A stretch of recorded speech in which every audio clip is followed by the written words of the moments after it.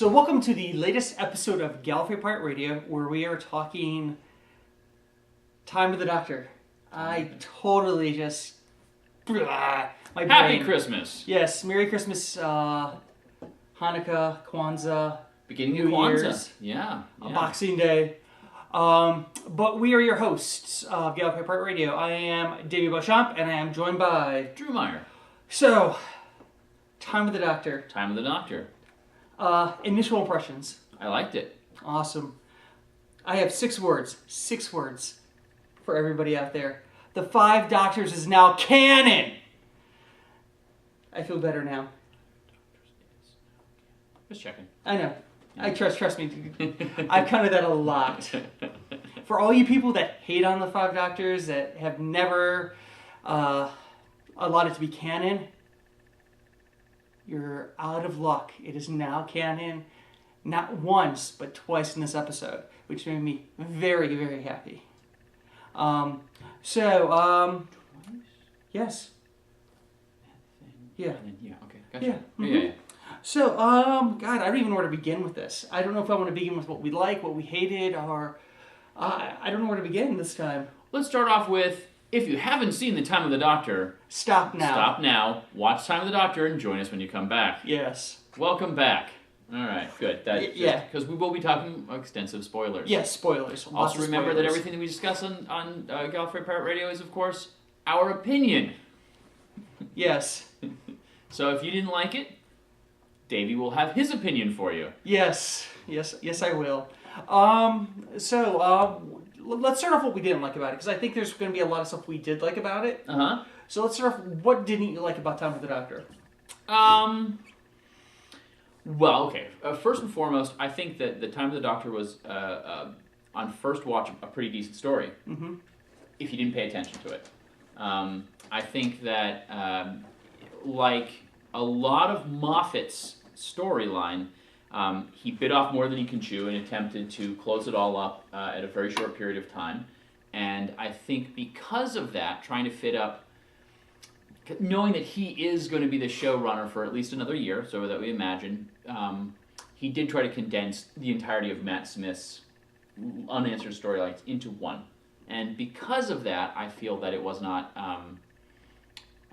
as well answered as it could be. Because when you're dealing with timey-wimey prophecy, he counteracted himself, contradicted himself several times with that. So overall plot holes, which I think we would go to later, that I think was my main problem with it. Overall, I think it was actually a really enjoyable story.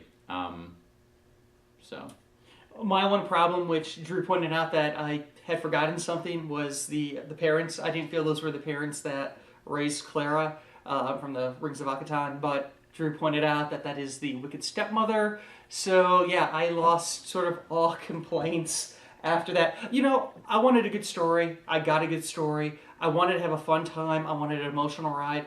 I got everything I wanted out of it. I mean, I'm clearly pleased. And when you look at this compared to The End of Time, I mean... eerie similarities, but I definitely like it better than The End of Time. Exactly. I mean, that's the thing. Though, okay, so here's the thing.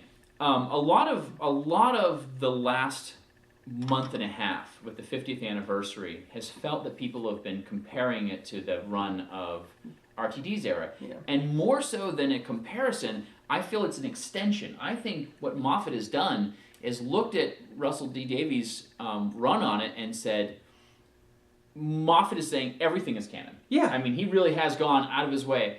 And a lot of what he's done in the last 3 episodes, I feel, have actually helped The End of Time. Have actually made The End of Time better in my standings. Now, if you go back to our last episode and our rankings of the, our bottom 28 episodes of Doctor Who, that has not affected my holding on where End of Time is. But every once in a while, they'll throw something in there and I'm like, oh, yeah, okay, that feels like it kind of fit in there a little bit. But it still doesn't help the...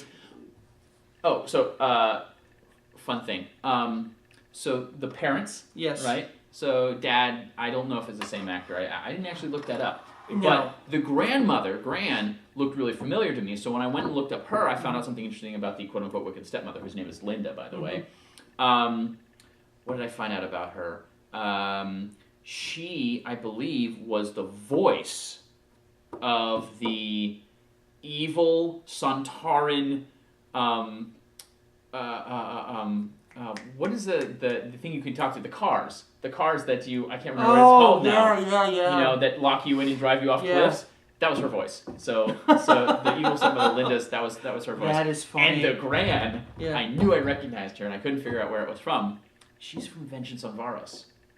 So if you go back and watch so basically, if you're watching Vengeance on Varos, and we won't go into too much detail on that, there are a couple that are watching a lot of the television, and they're the proxy for what we future American audiences are. She's the female lead in that. Oh wow, so that's she's cool. So you had a couple of, Who alum. Nice, Like that. nice, Pretty cool. nice. Plus, she was awesome. Oh, she was hysterical. She made those scenes. I mean, she stole the scenes. Yeah. She really did. So yeah, I actually I want to go into a little bit more detail about the plot aspects of it, but I don't want to list them off now. Let's talk about good stuff with it and everything. I don't know. Okay, I think first and foremost, I think them getting Karen back for the goodbye was absolutely incredible. You think so? Yeah. During that scene, all I could think of was they're both bald and they're both wearing wigs. Okay. Here's a problem I had with that. I liked it. I felt that it was predictable, but I felt that a lot of that kind of made it seem like Clara was kind of. There's a lot of getting rid of Clara, and then in the final scenes, and I know that was the first face his face saw. It was a bookend. But we got to see Amelia, sort of. Obviously, it's not Karen Blackwood. Yeah, but she's a teenager now. Yeah. But yeah, I mean, I liked it. It didn't give me all the feels. It gave me all the feels because I'm not cold and heartless like my co-host here. Davey's going to really dislike me by the end of this episode. I can see it now. So on a scale of 1 to 10, what did you think of this episode? I would probably say it's an 8 or a 9. Yeah. I'm not going to give it a 10. No. But yeah, no, I think it was a 6.5, 7. Oh, I have a question for you. Yeah. Where do you rate this in the Christmas specials? All Christmas specials? Yeah, of the Christmas specials of New Who. Well, strongly in the middle.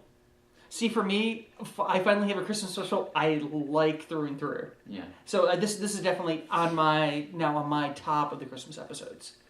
Yeah, this would maybe be my top 4 out of the 8 I think that we've had.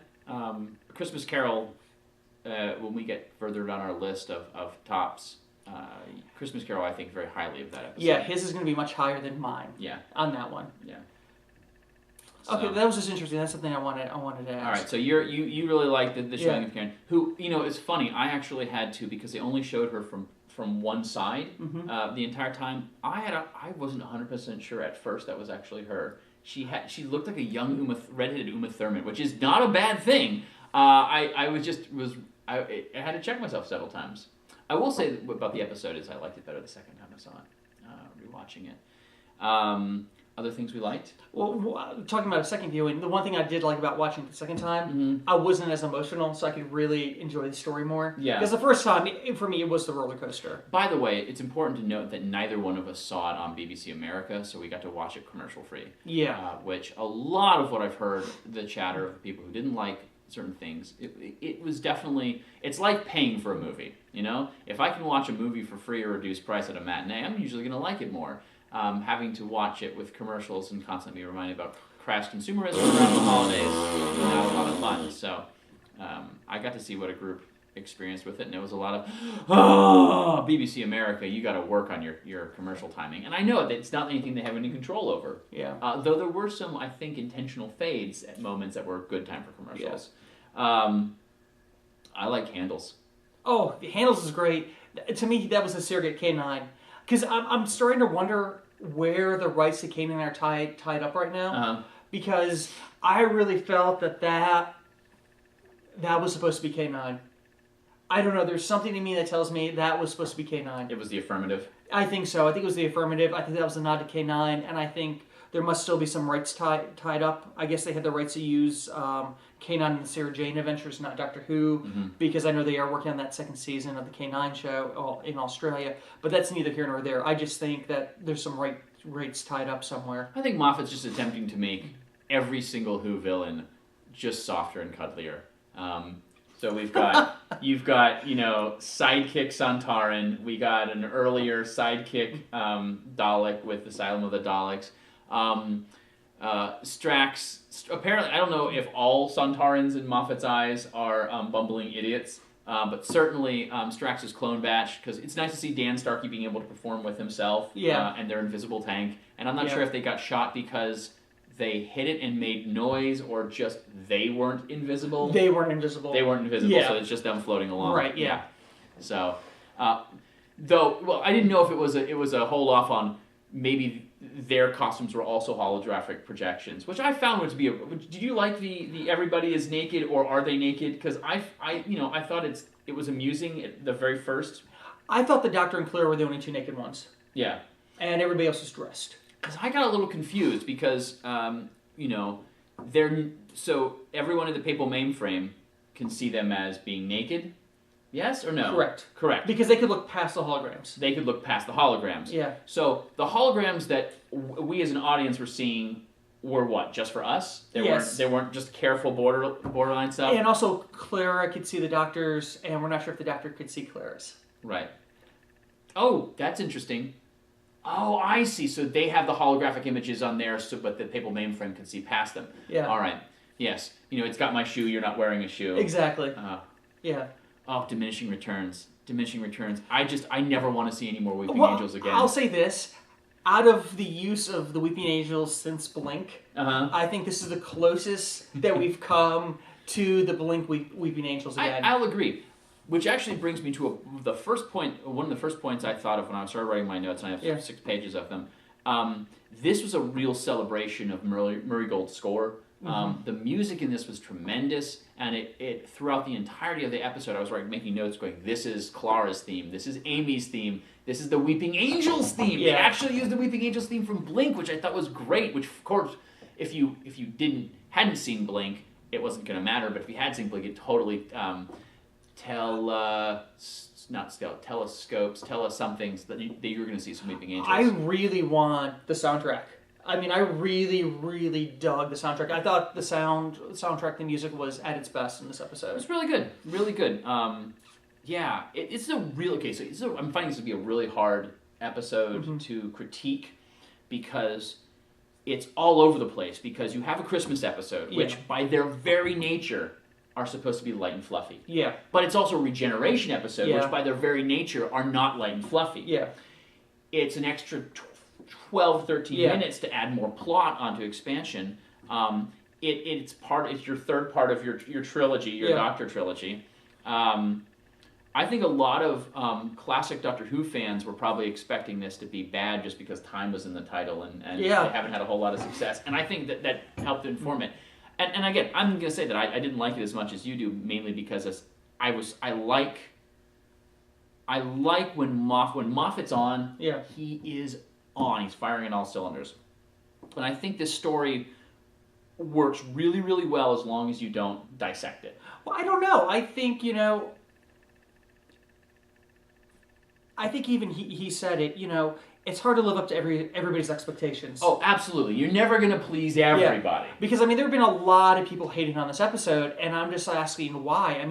Do you think you could have stepped in those shoes that Moffat has to fill and write something like this? No, I never. But I also wouldn't have set it up the way Moffat did. Well, yeah, but you're also coming at it looking at it critically, like a real critic does, not somebody on the internet that just says, I hate it just because I hate it. Oh, and absolutely. Are validating the reasons why they dislike it. Sure. I've only talked to one person so far that did not like the episode, but, she gave reasons why she did not like it.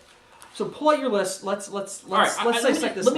I just want to go over a couple of things I liked. Yeah, cool. I liked, at the very beginning, I liked seeing all the different ships. There were a couple of cool ships that I thought were neat. We got a couple of Silurian arcs that showed up, which is interesting. That kind of says, oh, the Silurians are out there. Yeah. They did succeed. We got the ship from the Time of Angels. the cruiser that crashes in. I thought that was really cool. I liked that the Doctor at one point in time had an imaginary android boyfriend. I think that was very interesting. Or is that rule number one? Of course. Well, here's the thing. With rule number one, the Doctor lies. You could say anything, and that by its very nature runs into a real problem. So I also like to be able to think of the Doctor as an asexual being, but this performance was certainly not. Like, Matt Smith's Doctor has gotten flirtier, but I have something to go with that. Yeah. Yes. Okay, I talked about that one. Your nudity is appreciated. Give us a twirl. Can we just talk about Tasha Lem for a moment? I liked her. Okay, so who is Tasha Lem? We're talking about the head of the church, right? The head of the church, yes. the papal mainframe. Yes. Okay, so if you go back about 2 or 3 episodes, maybe even just 2, I've had a long-standing theory that if we ever saw the papal mainframe again, it was going to be River Song. Mm-hmm. Because in A Good Man Goes to War, they say that the papal mainframe is the one that allowed the headless monks to show up. Yeah. And I thought, well, hey, look at this. This is before River yeah. came about in full glory. Especially we knew who he was. River, of course, dies, right? Spoilers. Yeah. Goes inserted into a computer. She becomes Cal. Yeah. Yeah. So Tasha Lem, to me, I'm gotta say I'm a little disappointed that Tasha Lem wasn't River Song. Not that it should have been River Song proper, but that there wasn't a reveal that in fact Tasha Lem was River Song. I think if we see her again, that will be the reveal. You think so? I absolutely do. There are 2 parts in particular. One, the flirtiness of it. The Doctor's never that flirty with anybody. And okay, so a lot of time may or may not have passed for us, because Matt Smith is the Doctor who forgets. But 2 things he says. One is after she had been converted to the Daleks, and she somehow just manages to push it off. No explanation given, nor needed, apparently. Yeah. And she says, I'm fighting it. And he goes, you have been living with this psychopath inside of you your entire life. Yeah. All right? No, and moments before, she had said, they genetically raised a psychopath to hunt you down. Totally married her, by the way. He specifically mentions River Song. We all knew who it was. There was no reason for him to mention it. 2, she comes and gets, Clara. Yeah. And she goes, you can fly the TARDIS. Oh, flying the TARDIS has always been easy for me. It's flying the Doctor. So those 2 lines for me basically say that Moffat, if Tasha Lem doesn't become River Song, why did you write this character like that? Because if she's not, I will have a problem with that because it basically nulls that relationship, which I like the relationship. I like the flirty bit. Do you want the piece of rumor I've heard? Sure. I have heard that they have talked to Alex about coming back as River during Capaldi's run. Yeah. I mean, there's a really good chance. I never thought about that. I think that it makes perfect sense that could be River. I watch it. I mean, like you go back. I will stick to that claim. I thought that the River Song as a papal mainframe has been I know since you Good said Man that Goes before, to War. But I mean, I'll say that I could definitely see her being River. Yeah, and now I went looking to see if I had seen the actress in anything before. That's Orla Brady. I haven't watched Fringe, so she apparently is a main character in Fringe. So wait, Fringe? Who's she in Fringe? I don't know. I haven't seen Fringe. I've seen every episode, and I can't think of who. Wait, is she the mother? I haven't seen Fringe. So anyway, I'm gonna go back and see Fringe now, assuming it's still on Netflix at the beginning of the new year. I think it's the mother. Cool, awesome. I don't know what that means, but I'd like to see some more of that because. Awesome! I like a sassy actress, and their repartee is very good. The really chemistry's phenomenal between the 2 of them. Yeah. Okay. Clara being referred to as an associate, as opposed to companion. Yeah. Interesting. I like that one. Bald. Matt Smith. I hearted that scene. That was a nice little. Yeah. And we get another one with the truth field when he first lands on Trenzalore in Christmas, where he says that, I'm so-and-so and I'm wearing a wig, and I feel like the first time he mentions that, that's the Doctor saying it, and the second time, I really feel it was kind of a meta experience of Matt Smith saying, "I'm wearing a wig." Yeah, you know? I It's see that. Yeah, that's cool. That was really neat. Yeah. Truthfield, very funny. I want to watch this with subtitles so I can hear exactly what Clara says. All I got was multiple personality bossy control freak. The Truthfield really messes some stuff up. Nicked it off the Master in the Death Zone. Bravo. Unscheduled faith change. Silence will fall. Best retconning of the Silence will fall being in the future and going back. That was my favorite part of that, and that's the one part of the prophecy that I don't have a problem with. I have a problem with that, so we'll talk about that. I have a problem with that. I've already mentioned that. Tasha Lem, definitely River. Yes, the line, talk very fast, hope something happens, take credit for it. It's usually how it works. Bravo. Moffat. Bravo, Moffat. And in some ways, I have not read the original Sidney Newman descriptor of who the Doctor is supposed to be, but we know that the Doctor is H.G. Wells, right? Yeah. Of course, and we have a time machine. Yeah. Mixed with C.S. Lewis. Yeah.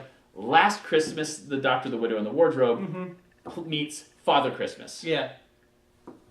He retires, he gets a white beard, he makes toys for children. So, yeah. Yeah, I think those are the things I really got happy. And it was very cool with Capaldi. The teasers were a bit the regeneration teasers, meaning that his hands are glowing, didn't quite regenerate. Oh, there's steps, we don't know who it is. Pans up, nope, he didn't regenerate. And then boom, regeneration in an instant. I know you like that. Oh, I did. I did too. Yeah, I was fine with that. It just nice to see something different, you know, because it's marking the end of one era, going to a new era. Complete reset. Yeah, Completely we reset. No idea what we're going in. So, I think it's interesting that Moffat has basically, if this was Moffat's last episode, and I know a lot of people wish it was, but if this is Moffat's last episode, I don't think any one producer of Doctor Who has ever done as much to put their footprint on the show, and I'm including Verity Lambert herself. What about RTD? RTD. Or, no, not RTD. JNT. JNT. Yeah. I. You know what? What did JNT do? The 13 regenerations, and that's Robert Holmes. Yeah. That was. You know what I'm saying? It's during his run. Yeah. He said, I looked at the script and went, yes, do that. But we have got a companion that has traveled throughout the entirety of the Doctor's timeline. Yeah. We have bulked the regenerations, restarted it. We've got marriages, the admission that Time Lords can potentially change gender, change colors. He's opened the doors. He's gone back. I'm a little surprised that there hasn't been a reference to dimensions in time. Unless Linda, the evil stepmother, she was also an EastEnder. Because I know a lot of people who have been on the show have been on like Holby and EastEnders and so on and so forth. She was also a driver in Doctors. I don't know what that is, but so. Okay, let's get through your list because I have some questions for you. Go ahead. No, I'm done. No, ask me your questions. You got some stuff that you disliked about this thing. I want to dissect this thing. Okay. But no, my one question is: do you think the Time Lords are back now? No. You don't. No. You don't think they're back, even though they closed the crack and everything. I think because they closed the crack, I think we're still looking for the Time Lords. Well, it doesn't mean that they're not back somewhere else. Do you still when you say back, are you saying in our dimension, or are they still in our dimension, but somewhere the Doctor doesn't know about yet? No. I think they're still. I think what they basically did was they said, well, we're not coming through, but we're going to send this out. That's what I got from it. Interesting. So, I think from a plot standpoint, it makes better sense that they would go on a search for him. Well, especially since Moffat has said that they're going on the search for him. Okay. That's going to be a focus of Capaldi's season. Cool. Okay, let's get to your list. I'm curious, and if I think of anything else. That was the one question you had for me? Right now, yeah. You had questions and it was one. Okay. Yeah. Here's where the episode completely breaks down. One, basic science. I'm sorry, I gotta go Akaton on This it. is science fantasy, not science fact. I know. Children, they don't care. I'm still an audience member, so I'm gonna. Well, I know. Okay. I'm just So saying. first shot of the planet, rings around the planet, right? We got the little. We got the rings. There's stellar debris. Was We have there? rings. Yeah, Okay. yeah, but only in the first shot. Other shots we didn't get them, and those rings we would have been able to see on the planet. Well, that's continuity error. Yeah, Yeah. yeah. I mean Okay. that No, happens. I know. Yeah. All right. So there's an entire planet Yeah. with one town on it. Well, we don't know that for sure. We just focus on that one town. That one town. She that's true. That's where the things. Well, we'll get to that as well. There's some parts that make sense from a spectacle point of view. Yeah. That when you look at it, it's just terrible. They're farmers, right? They're farmers. We really don't know what they do. Well, their farming community is what Tasha Lem says. Is that what she said? Yeah. Okay. So obviously they farm something that doesn't require sunlight. Yeah. Yeah. You know. Mushrooms. Yes, they are mushroom farmers. That would Yeah. make sense, and it would explain And moisture sense, farmers. their sense of dress. Well, sure. I don't know why you need moisture farmer in a town that snows constantly, but there you go. So yeah, I was thinking, where do they get the electricity? How do they get anything growing? I know they're, Geothermal energy. Yes, I teach science, so to me, I look at these kind of things. Okay, let's talk about the prophecy, shall we? Yeah, let's talk about All right. prophecy. On the fields of Trenzalore, Yeah. we're good so far. Yeah. They're farmers that had Yeah. fields. At the fall of the 11th, Yes. okay, did he fall? No. No. No. Okay. When no living creature can speak falsely, truth field, Yes. or fail to answer, Mm-hmm. okay, a question will be asked, yada, yada, yada, Yeah. yada. Okay. So the first part of it is, did he fail to answer? No, because he chose not to answer, but until he died, he always had the choice to answer. He had the choice. Yeah. So they asked the question, Right. but he didn't answer until he apparently would die. Right. Okay. I still have a problem with the fail to answer, but I get the But the thing is, I get the stand up. Clara broke the prophecy. Yes, she did. Yeah, she broke the prophecy. No, technically she didn't. How did she break it? Well, I mean, she breaks it by, talking to the thing. And with the whole New Center Regeneration stopping his death. Because he was supposed to fall at Trenzalore with his death. Okay, so there's something called a destiny trap, right? Yeah. Because the Doctor knew that he died Yeah. at Trenzalore. Yeah. He stayed at Trenzalore knowing he was going to die. Right. Right. Ontological Yeah. paradox. Okay. But that changed. Yes. Okay. It changed because Clara reminded the Time Lords and they sent something through, and Right. so he didn't actually fall. Correct. Okay, so here's where it breaks down. Now, wibbly wobbly, timely wimey, but if the Doctor didn't fall, Right. then Clara never visited his grave on Trenzalore. Mm-hmm. She never entered his time stream, Yeah. and she never saved him. Right. If she didn't save him, she was never at Asylum of the Daleks. Correct. And if she wasn't in Asylum of the Daleks, the Doctor would have never gone looking for her. Correct. And yet she's still here. And I can tell you why this all works. Why? One simple reason, and that's the reason why the Doctor was like, if only the Time Lords were here, they could solve everything. So it's just the Time Lord solved everything. It's magic wand. It's the Deus Ex Machina. Okay. I mean, because honestly, the Time Lords are one of the few things that can actually break time and rewrite it. But they can't stop the Daleks from destroying their planet. Well, they can't be good at everything. So let's talk about the... Oh, yeah, I know. So I know. Under scrutiny, the story doesn't hold up. It's an enjoyable story to watch. Yeah. So the Daleks. Yes. Did they have one ship, even though they said billions and billions and billions of Daleks had formed up? Armies and armies of them? I think that's just the one they sent down. Right. Because, they have multiple different types of ships, things like that. Okay. I mean... So your conceit is the fact that one ship came down, they didn't fill the planet, they didn't take over the entire planet, even if there wasn't a population or not. The Daleks hovered over there, stopped all the other enemies, eventually showed up. I have no problem, by the way, with the Church, the Papal Mainframe, and the teaming up with the Silence. I do have a problem. No, they didn't team up. They made the Silence. Yeah, no, I'm saying Doctor teaming up with the Oh, Silence. yeah, no, not at that point. Yeah. It's just like, I just keep thinking that I have no problem with the regeneration, energy exploding, doing all that stuff. I was fine with that. I just felt that all the Daleks are dead now. No. No. I don't think they're all dead. I think it's just that one ship. And You know the Daleks, they like to turn tail when the Doctor does something stupid that scares them off. You know, they see him, one man, exploding their ship, they're going to leave. That is a Daleks. But I still don't imagine... Okay, you know what? I'm not even going to argue this point. I will say this. When we first started getting the explodey regeneration, I twinged for a brief second. I'm just like, oh my god, we're going back to the end of time. And I'm going to hate this. I thought he was going to do jumps and stuff like that. I cringed for a moment. But... I like the Silence, ENTS, the actual three-fingered tuxedo wearing. I like them in Series 6. I think they're really strong. I think the way they retconned them in this story... Do you think it was really retconned, or do you think this is what Moffat had planned all along? No, I do not in a million years believe that Moffat had a detailed storyline for what was going to happen. I think he might have had an idea, but I don't think it was that. It seemed more solid than Mel's. Yeah, but you're in agreement that you think Mel's was done last minute, right? Oh, I totally think it was done last minute. Yeah, okay. Yeah.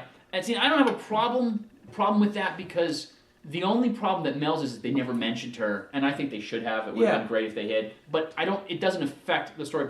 Think about it this way. If the Silence were just an offshoot, the Madame Kavarian's offshoot, she took a couple of Silence with her.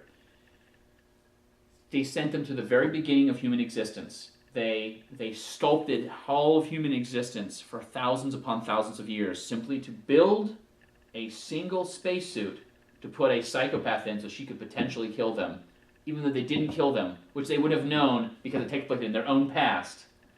To me, that basically said, I feel that it underwrites really good storytelling in the past.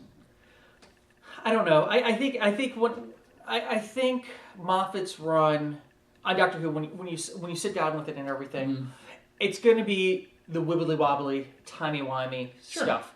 We're never going to be able to draw a very linear line from point A to point B to point C to figure out what Moffat was trying to do. That's all I'm saying. No, I know. And I think that, if we do get somebody like Toby Whitehouse, I believe is Whitehouse, who has come on as one of the, I guess, producers, or if he ends up taking over, I think we're going to see a much different tone. I think it's going to become darker. I think it might get more Robot Holmes, more darker. But I think Moffat's time is always going to be known as the wibbly wobbly, timey wimey time and the fairy tale time. Yeah. I think in the end, as long as Moffat thinks he's telling a good story and the majority of the masses love it and enjoy it and had a good time with it, I think he's fine with it. Honestly, I think if the kids like it, I don't think it really matters what the adults think. And I think that's. I guess I must be a kid at heart. So yeah, and again, I'm not. Please don't take it that I didn't like the story. I just like to look at all aspects of it. Oh, and I enjoy talking it with you because a lot of times I'm the devil's advocate to what you're saying, and I think and we're not like fighting, we're not trying to kill each other, we're not screaming, and I think we both bring valid points to the table with it. Yeah. There's some you'll have to admit there's some hand waviness in the form of the Time Lords can do anything. There's definitely a magic wand. Speaking of magic wands, though, dropping the Doctor off in a Dalek ship while holding a Dalek eye stalk was pretty damn funny. Yeah. And then it was so lovely seeing the Cyberman tombs. Yeah. There were so many great little nods to the history of the show in this one. Well, and I think we've had lots of nods to everything else in the show but the monsters, and I feel like this is their sort of nod. Yeah. I would like to see some seriousness where people don't. Not everyone always lives. I feel that in many ways there were not a lot of repercussions to anyone's actions because there's a lot of being rewritten stuff that happens. See, I think or at least I'm hoping with Capaldi, we're going to get a darker Doctor. Mm-hmm. Not evil or anything like that, but just a more serious Doctor, and where we don't get that, because I think that was Smith's thing. I think he was still trying to make up for the Time War. You know what we haven't talked about? What haven't we talked about? Is the fact that the Doctor ages. Oh, yeah. And isn't it great to see Matt Smith as the young body, but the old man behind the young eyes, or the old eyes in the young body, and then to see those young eyes in an old body and do a real switch with that. I love that. they handled aging so much better than when Davies did it. Oh, with the Dobby Doctor. Yeah. Yeah. But no, I thought it was great because the doctor really, and people are like, oh, that was stupid. I'm like, no, the doctor really thought this was his end. This is where he was supposed to die. And technically, the Doctor was dying of old age. Exactly. Like, if death of the Doctor is old age, and he died. That was the thing, is the Doctor died. We saw him die. Who killed him?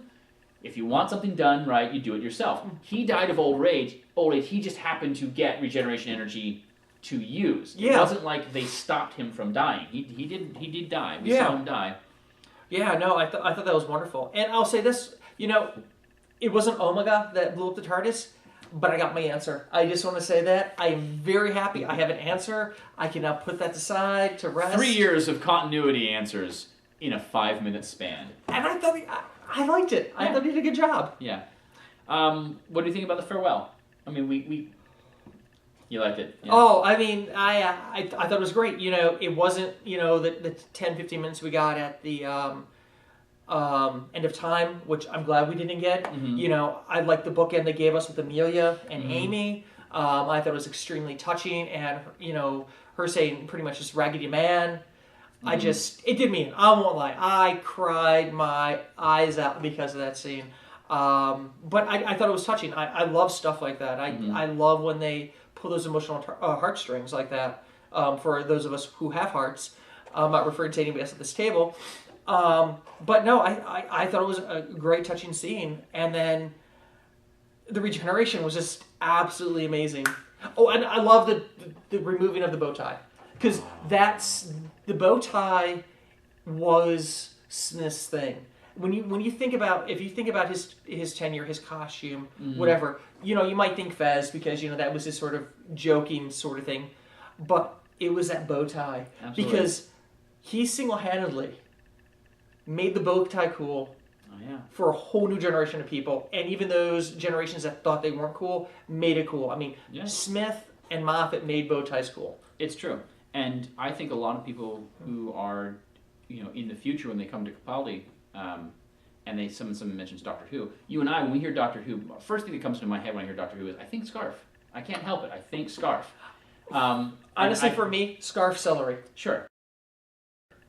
And I think that the bow tie is going to be is the Scarf of New Who. Yeah, because I mean, it's like there's certain doctors you think of them. You think about them like if somebody says Baker, you think Jelly Babies and Scarf, even though Jelly Babies were first Troughton's thing.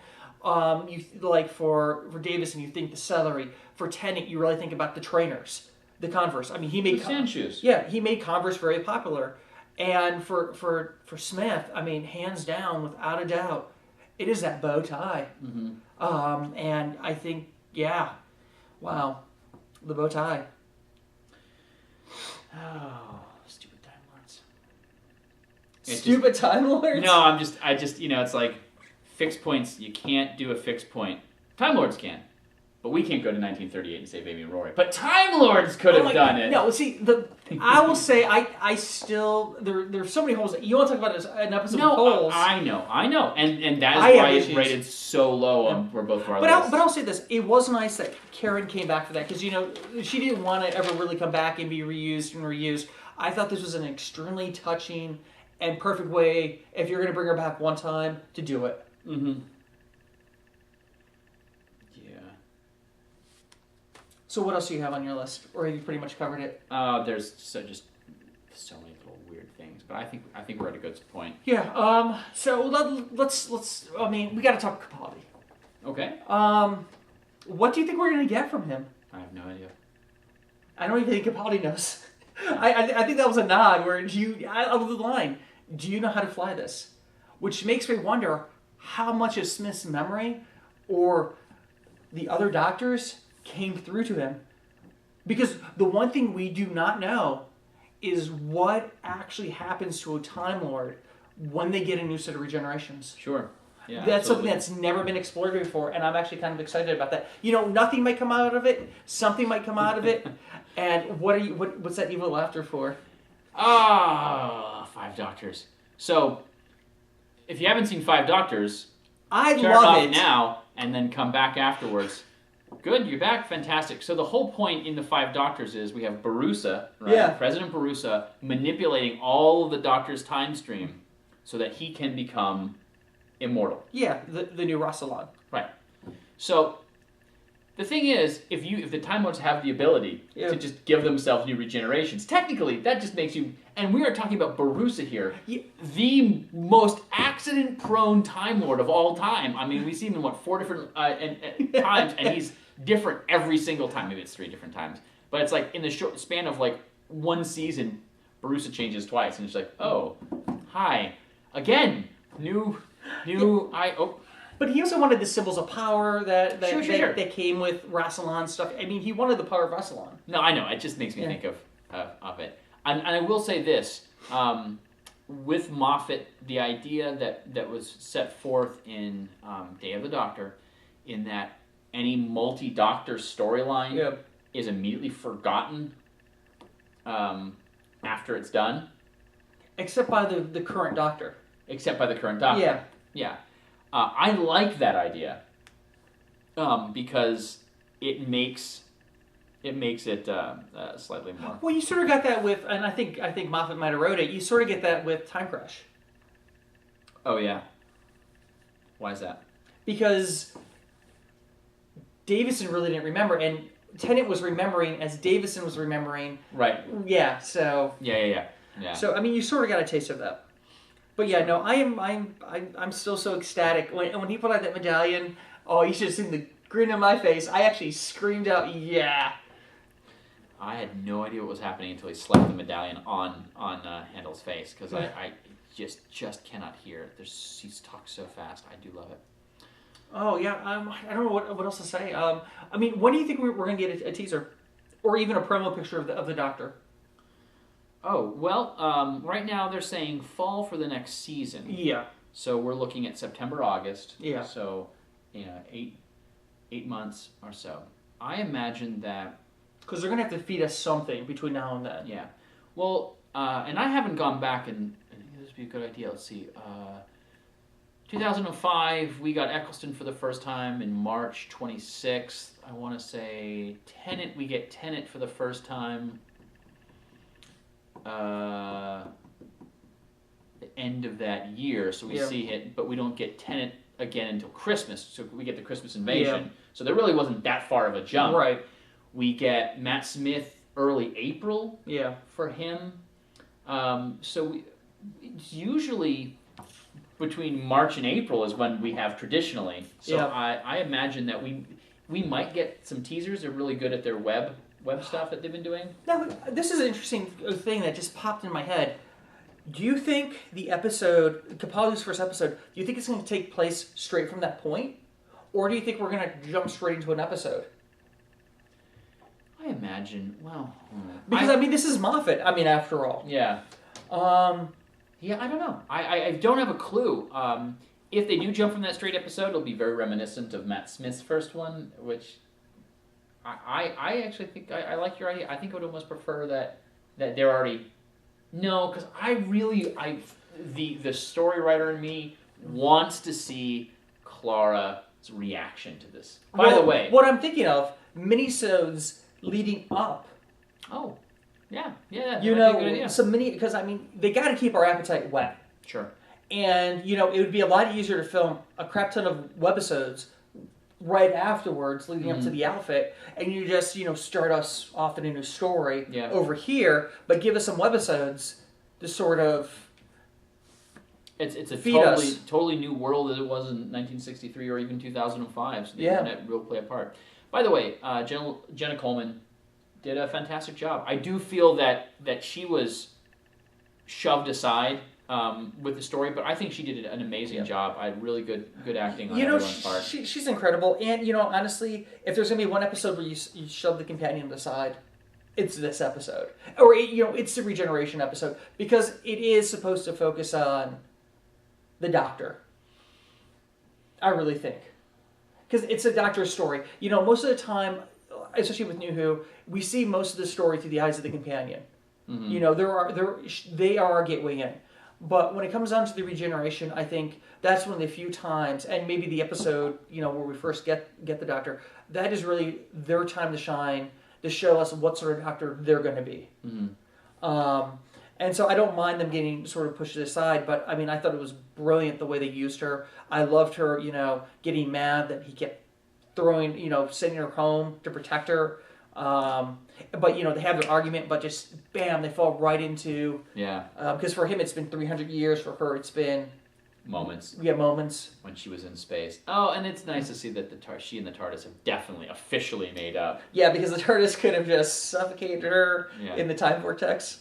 Yep. So, anything else you want to say about Time of the Doctor? I think this episode's gone long enough already. I'm looking forward to watching it a third time. I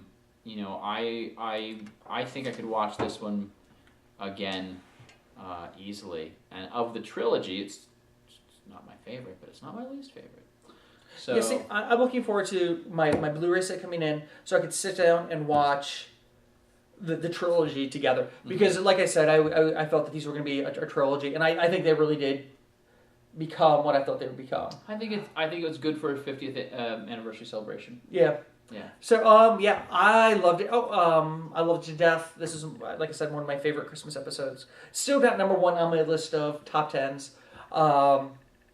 But yeah, we will be going back to our top 10 or our top episode lists very, very soon. For me, it would be the top 86 now. Yes. And you 109. 9, yes. But I'll be throwing mine in there somewhere with an A and a B, just because renumbering is just a pain in the butt. Because I'd have to renumber all the old ones. So I guess this is us saying goodbye. Happy New Year, because we won't have another episode until next year. After this one. Yeah. Okay. Yeah. So, Happy New Year's, and also let us know what you think about Time of the Doctor. I really enjoy the communication I have with you guys via the YouTube page.